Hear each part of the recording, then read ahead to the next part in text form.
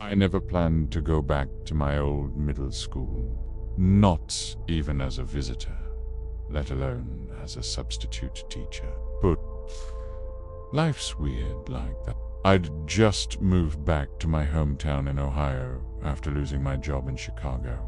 It was supposed to be temporary, help out at the school for a couple of weeks until something better came along. The place hadn't changed much. The smell of dust, cheap floor polish, and cafeteria tater tots hit me the second I walked in. It was like stepping into a perfectly preserved time capsule. Except time doesn't keep things clean. It rots them. On my second day, the librarian, Ms. Reeve, asked me to help her move some boxes in the back office. That's when I noticed the cabinet. It was tall, metal, with a rusted padlock, tucked behind an old bookshelf nobody had touched in years. Something about it felt out of place. I asked her what it was. "That's the Bend books locker," she said, almost too casually. They used to keep scary stories to tell in the dark and other disturbing material in there. Parents didn't want their kids reading that stuff. I have laughed. I remembered that controversy. I was in 6th grade when the school board had removed the entire series after a kid reportedly had a seizure in class, right after reading one of the stories aloud. No one really believed it was the book, at least not out loud. When Ms. Reeve went to the front to deal with a parent, I stayed behind. The lock was already broken, just hanging there like a loose warning. Curiosity won. I opened the cabinet. Inside were maybe a dozen books, dusty and moldy, but one stood out. It was a hardback copy of Scary Stories to Tell in the Dark, but it didn't look like any edition I'd seen before. The cover was darker, not the usual gray or white.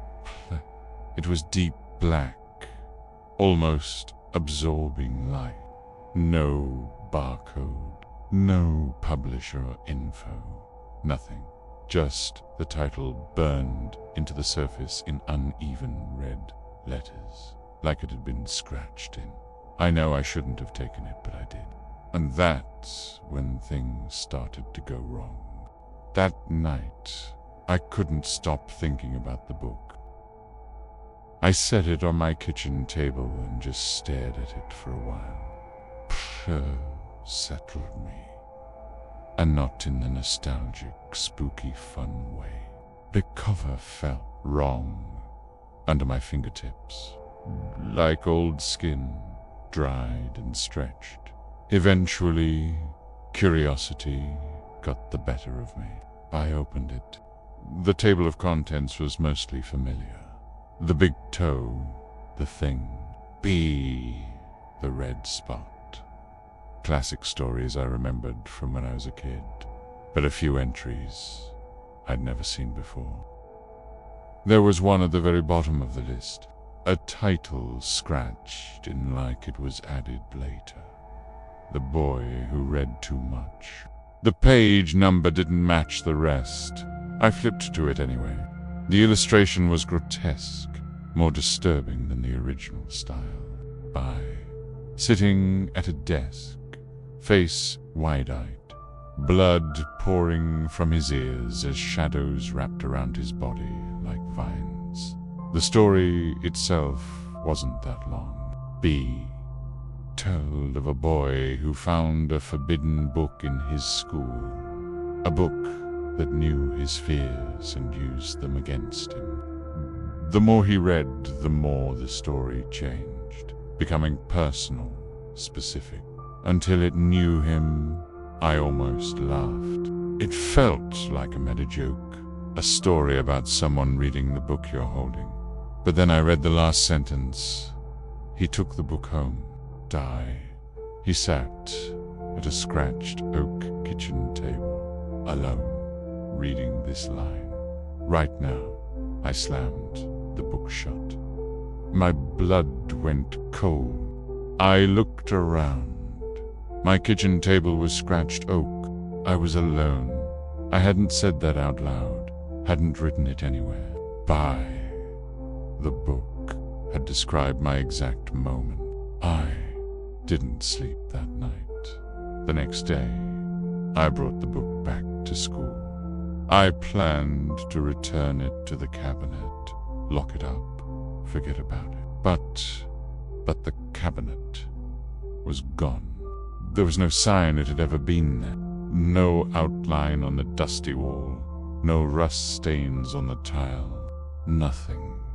When I asked Ms. Reeve, she gave me a confused look. "Put a cabinet?" she asked. "There's never been a banned books cabinet. That would be against policy." I didn't know what to say. Had I imagined the whole thing?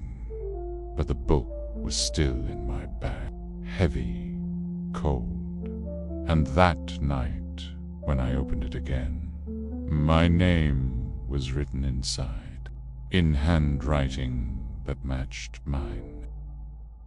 I stared at the page. My name first, middle, and less written in the margin of the story, in pen, like a note.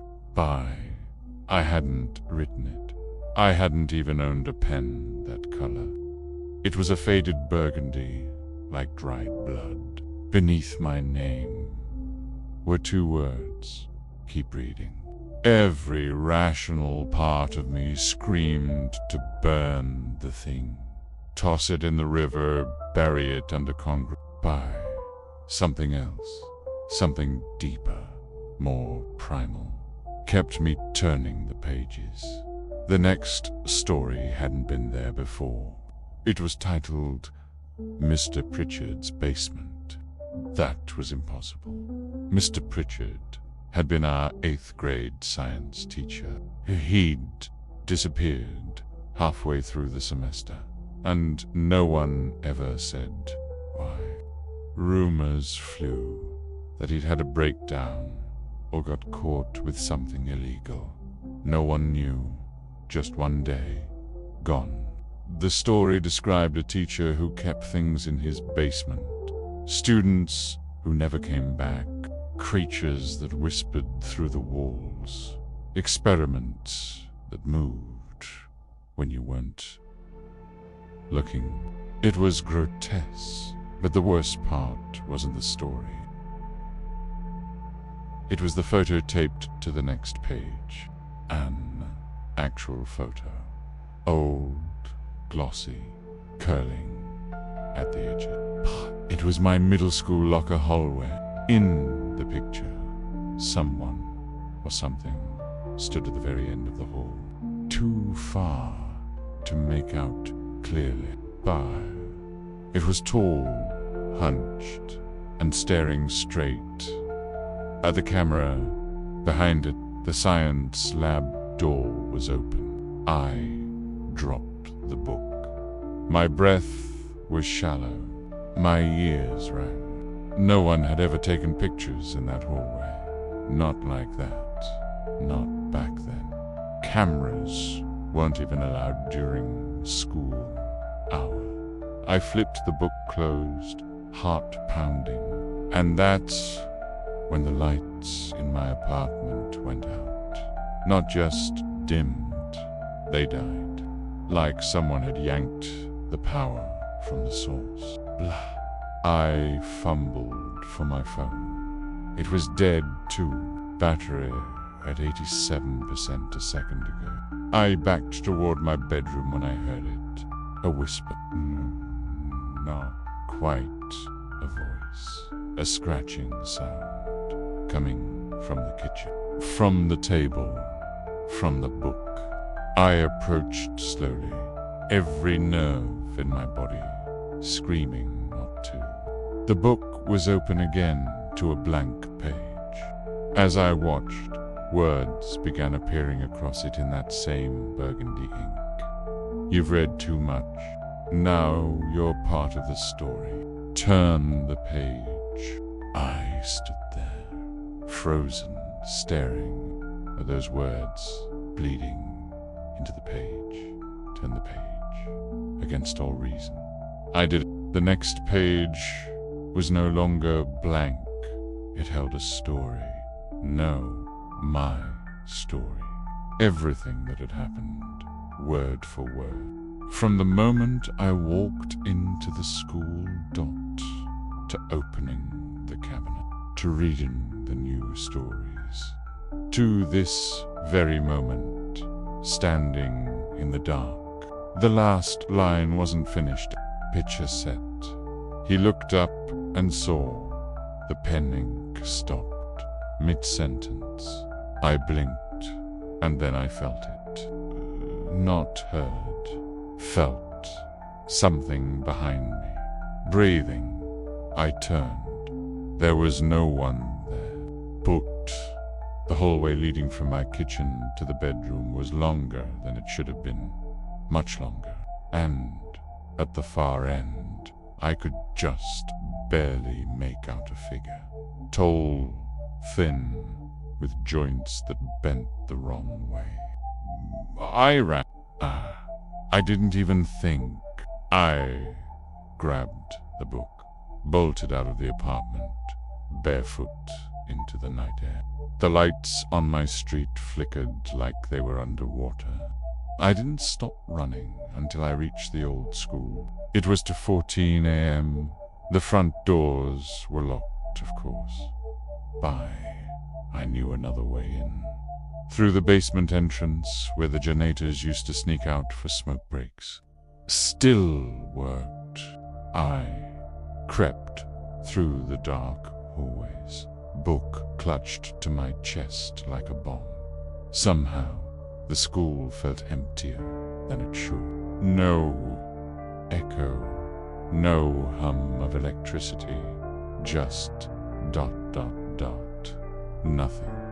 I made it to the library, to the back wall, and there it was, the cabinet, like it had never been gone. The lock was back to close this time. Or I didn't care. I shoved the book inside, slammed the door, and backed away. That's when I saw the final page of the book, sticking out slightly. Just one sentence. You can return the book, but not the story. Then the whispering started again. Be this time, not from the book, but from the walls. Hundreds of voices, children's voices. Some laughing, some crying, some screaming. I ran. I didn't look back. That was 2 weeks ago. Since then, I've tried to move on. But at night, when it's quiet, I still hear the scratching. Not in the walls anymore. In my head. Sometimes I wake up and find stories I didn't write typed into my lap. Stories with my name in them. Stories about things that haven't happened yet. But they will. They always do. And last night, I got an email. No sender. No subject. Just one attachment. A PDF. Scary stories to tell in the dark. The same edition. I deleted it. Emptied the trash. Wipe the drive. This morning, it was back on my desktop, titled The Reader. And I think I'm not the only one reading anymore. Maybe. No. You are too.